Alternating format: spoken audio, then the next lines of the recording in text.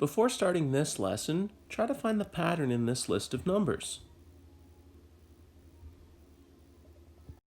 Hopefully you were able to find this. It's not terribly difficult. If you know your times tables, you know 4 times 4 is 16.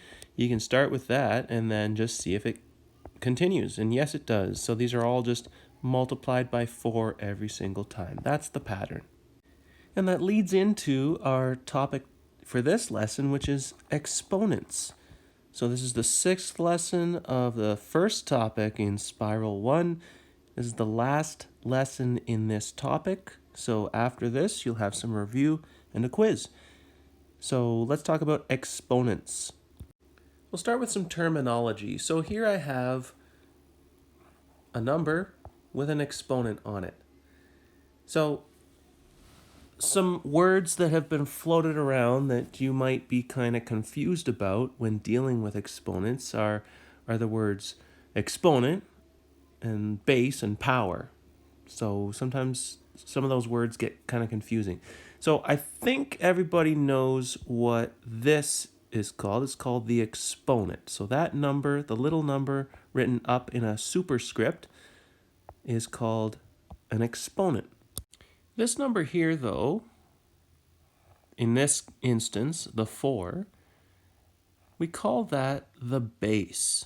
So the base is the number that the exponent is attached to. Now this whole thing is called a power.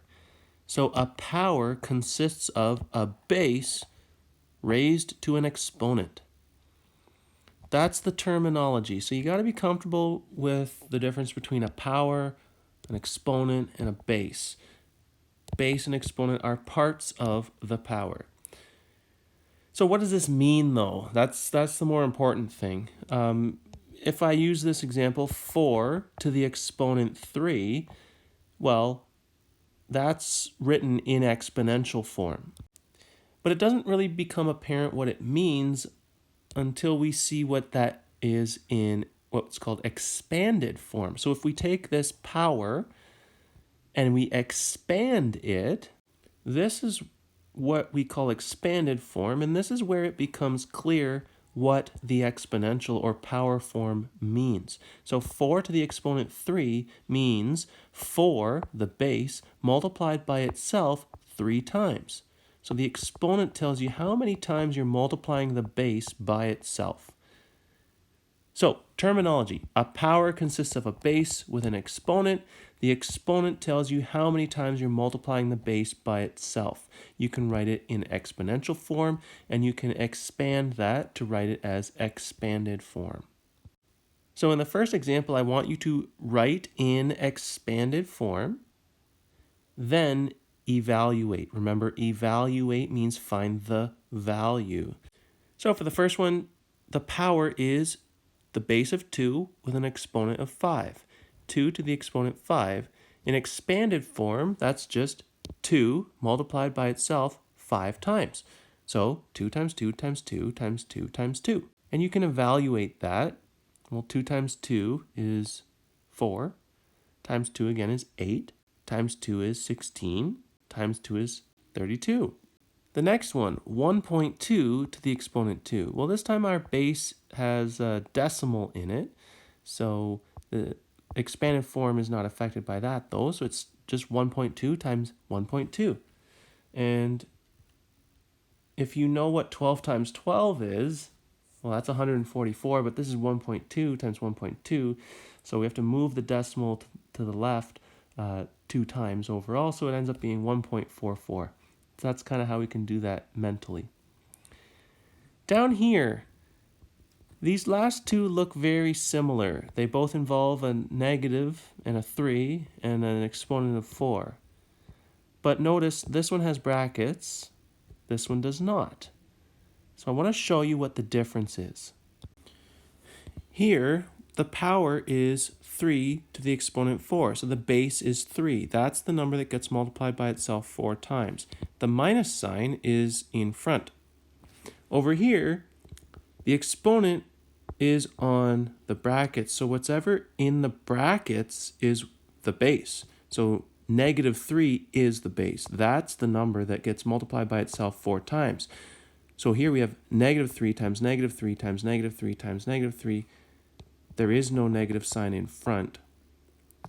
Here we have the 3 is the base, so it's 3 times 3 times 3 times 3. The minus sign is just in front. So slight difference, but you're going to end up getting a different answer. Over here you get a negative answer. Over here you get a positive answer. So you have to be careful when you're dealing with negative signs, with powers. Look for brackets. If there's no brackets, then that is not included in your multiplication. Later on, if you're trying to do this in a calculator, make sure if there's brackets in the expression, you put brackets in your calculator. And I can show you how to do that later on. 3 times 3 is 9, times 3 is 27, times 3 again is 81. If you can't do that in your head, well, 3 times 3 is 9. 3 times 3 is 9. 9 times 9 is 81. So you can break it up that way to do these calculations mentally. In this example, we're going to go kind of the opposite way. Here I've given you the expanded form for each, and I want you to write exponential form. So you have to find out what's the base, what's the exponent, and see how you can do with that. So pause the video, try this, and come back, see how you did. So here, what's being repeated? The 5, not the negative 5. So 5 is the base. The exponent is 3 because it gets multiplied by itself 3 times. There is a negative sign in front though, so we have to keep that there. So don't use brackets in this first one. Here though, what's being repeated? The negative 8 is being repeated. So that is our base. Keep it in brackets. How many times is it being multiplied by itself? 6 times. So the exponent is 6. Down here, what's being repeated? Negative 2/3. That's our base. It's being multiplied by itself 4 times.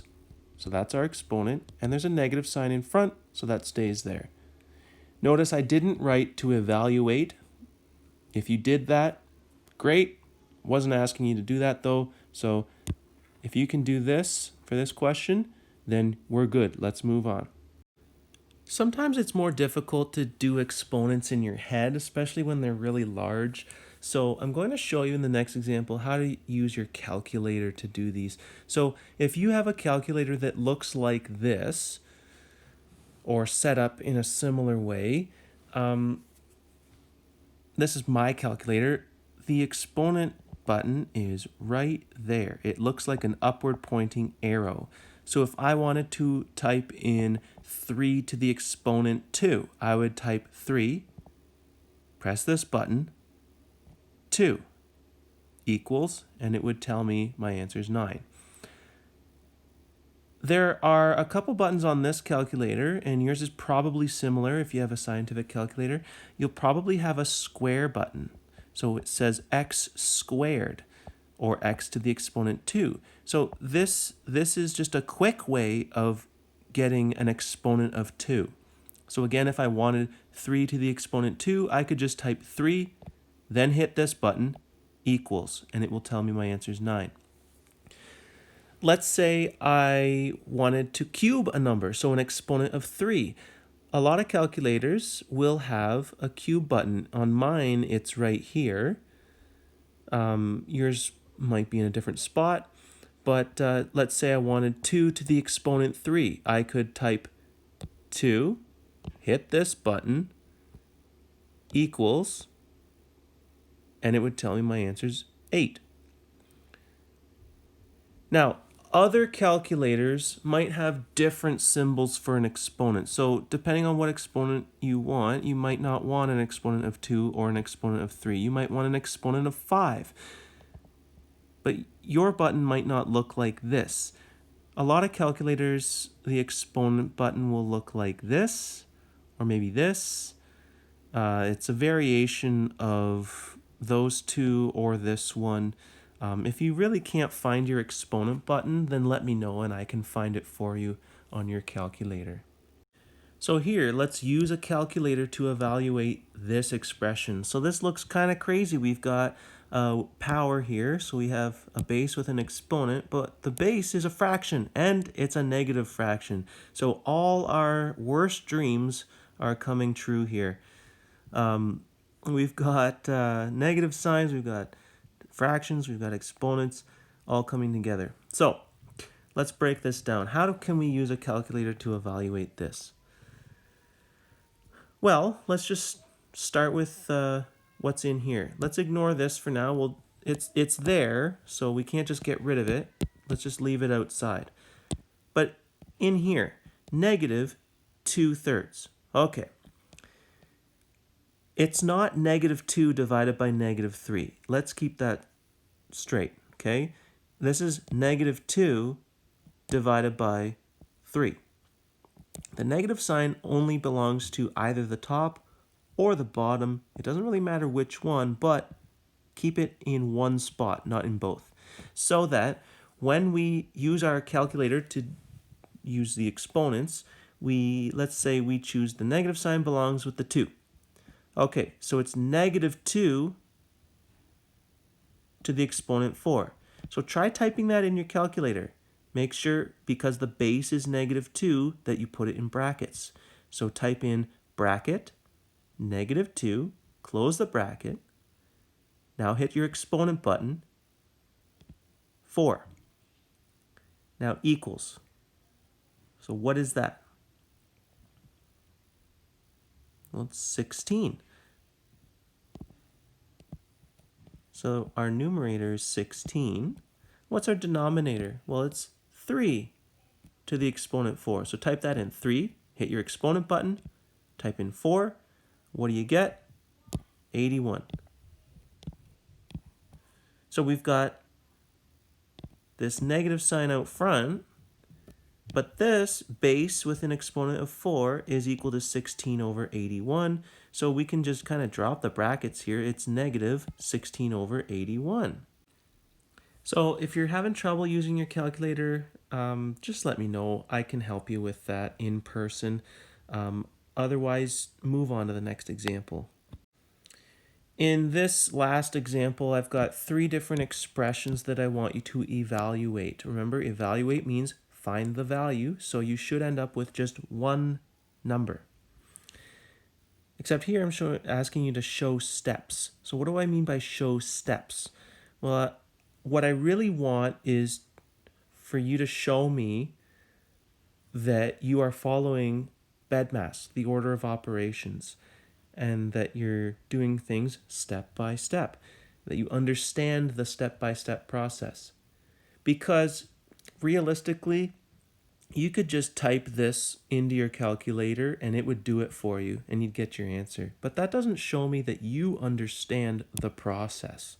And that's really, if we're going to build up our mathematical thinking, we need to be able to understand the process. So that's why I want you to show steps. Okay, so why don't you pause the video and try to show your steps and see if they match what I get at the end. This example kind of puts together a lot of the different numeracy skills we've been working on so far. So let's look at the first one. Order of operations, brackets, then exponents. So exponents first. 5 to the exponent 2 is 25. Here, be careful, what's the base? Just the 8, not the minus 8. So that minus stays there, but 8 to the exponent 2 is just 64. Then we're plus, okay, the base is minus 2 to the exponent 3.